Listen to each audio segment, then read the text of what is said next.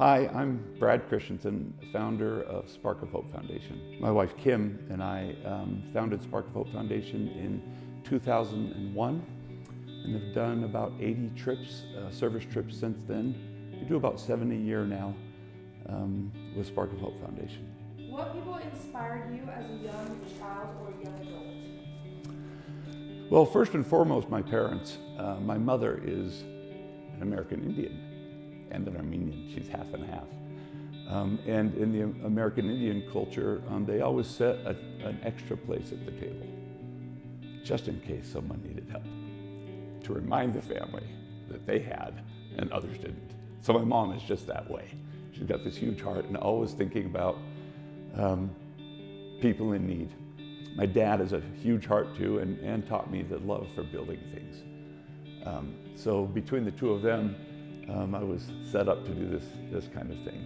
And they of course raised me to love Jesus Christ and to follow him. And that leads to what we're doing now. Can you describe a specific project that your organization has undertaken that has had a specific impact on the people you serve? Great question. You know, every project has an amazing impact on the people we're serving, because they live in trash heaps. And what we leave them with is this beautiful home they call my palace, my palace. And they've told us, never in their wildest dreams did they think they would ever have a front door that locks or a toilet that flushes, the simple things. So they're all impacted, but one that really sticks out to me is a woman named Margarita. She's about 75 years old, and her daughter lives in an abusive relationship, as many women in Tijuana do. And her beautiful little granddaughter, Angelina, lives with her mom in this abusive home.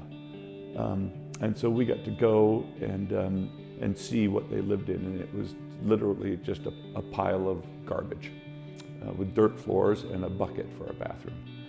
So we got to knock that down and build them a new house, in a house that Angelina could come and live with her grandmother in, because her daughter wasn't willing or able to leave her abusive husband.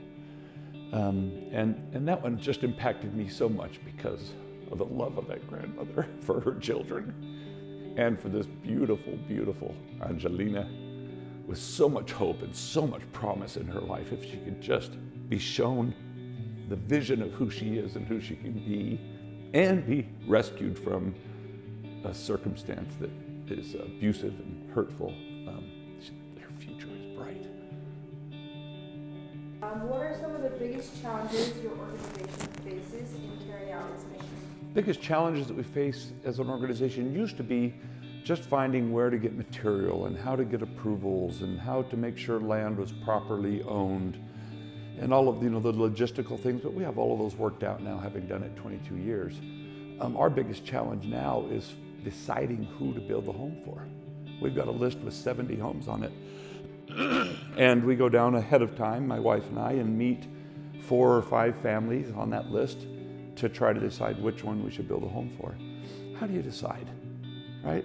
Use a bucket for a bathroom, live on a dirt floor, house made out of garbage. 75% of the homes that we build are for single mothers. The men it was too hard. And so they go date a woman we call Tecate, which is the beer down there, which costs about the same as water. And so these women their need is great. So it's very hard for us to decide who gets this blessing now and who has to wait. The home we just finished last month waited 6 years from meeting us to having their home built as we work through the list. So that's, I would say, the hardest challenge. The second hardest challenge is just getting funding. For the cost of one time through the McDonald's drive-through a month with your family, if 25 people just skipped one drive-through a month and donated that money as a monthly donor to Spark of Hope Foundation, if 25 people did that, we could build a house every single year.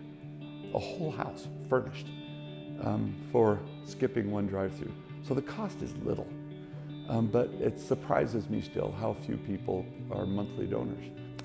But we're a pro bono nonprofit. No one makes any money in our organization. Everything that we collect goes to serving the families. And there are a lot of costs. There's costs for our dormitory, for electricity, utilities, all of those things. So getting people to just donate is an ongoing challenge.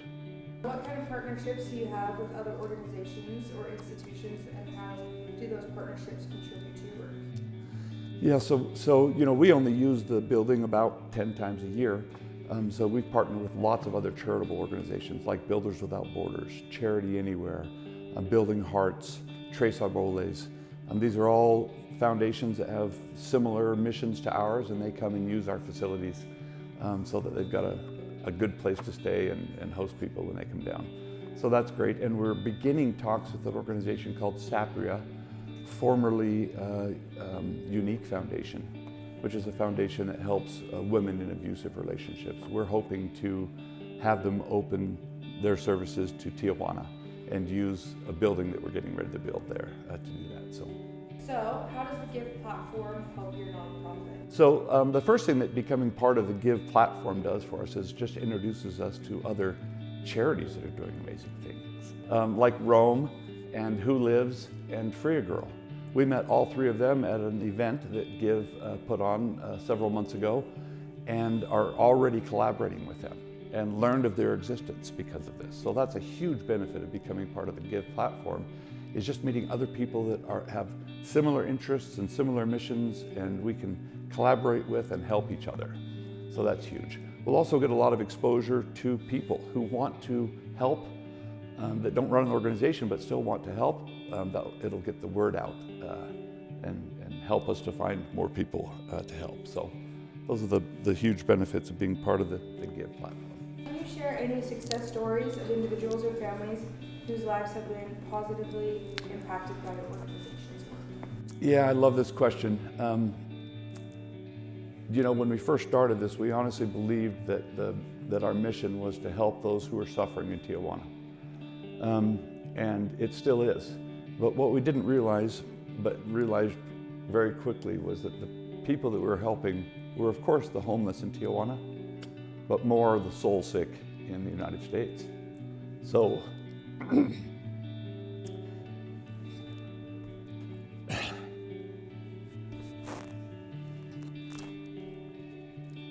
when you ask about who's been impacted, the stories that come to mind are Americans. For example, we had a father coming on a trip and felt inspired to ask his son to join him. But the problem was his son was in deep depression and in self-imposed isolation in their basement. They rarely spoke, and when they did, it was usually not pleasant. But he felt strongly that he should invite him on one of these Spark of Hope trips, and so he got the nerve up and went down and asked him, and his son said, okay. They fought in the car on the way to the airport. They fought on the plane about various things. They fought on the drive from the airport to the Tijuana border. All of this his father shared with me after the trip. I didn't know there was anything wrong in the relationship because we got to see him in his best self. So the first day he was a little cold and standoffish. I thought maybe he was shy, but by the second day he was singing as he was working, and by the middle of the second day I asked him to lead a team of people building trusses for a home that we were building. And by the third day he was just shining. So I thought, what an amazing boy this is, and found himself in Tijuana through service. It turned his life around because of service. And that's the superpower we've discovered, is that when you give service with no strings attached, with no expectations, but simply because the service was needed, everything changes. That's where the goodness comes. So someday my wife and I are going to write a book about all the experiences we've had down there, called Spark of Hope Foundation. It's not about the house. Because yes, we do build a beautiful home and help a family, and soon with the Women's Center we'll be helping women raise the quality of their lives, and all of those are great things. The greater things are the changes that happen to the people that go and serve. What are some of your organization's goals for the future in terms of expanding your impact in Mexico? We've been building homes for the homeless for 22 years. And that's the first step in breaking the poverty cycle, is giving a family a safe, warm, comfortable place to live. And we've been achieving that goal, but the next step is to help to educate these single mothers so that they have an occupation, a way to care for their family, and a place to come and heal and grow emotionally so that they can be the people that they want to be. So our next big goal is to build a women's center. And that women's center is going to be a place where women can come and learn a vocation. They can come and take English courses. We'll have exercise courses weekly, healthy cooking courses, and we'll team up with medical schools in California to have their medical students come and do monthly health clinics for women's health, prenatal health, and for children.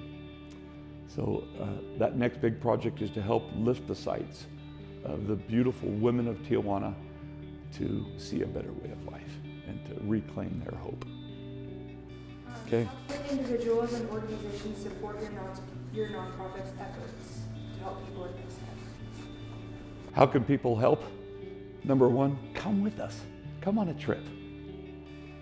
Join us in one of these adventures. Once you've done it, then you'll understand the whole thing and you'll feel it. But it's not for everyone. We understand that. So the other way that you can help is by donating money that can help people go and do good. With this Women's Center, we're going to need ongoing monthly donors to help pay for the instructors that will come and teach, pay for the food that we'll serve there, pay for the laundry services that we're providing. All of those types of things require money. So as I said before, the cost of a McDonald's drive-through, which we spend without thinking, $50 or $60 in the drive-through for our family, no big deal. If 25 people gave $50 a month, we'd build a home every year with that money. And it can help support the Women's Center and all those things. So that's another way to help. Another way is to share, if you've come to our website and enjoyed it or on our Facebook page and enjoy it, to share it so that more people just see what we're doing and get the word out.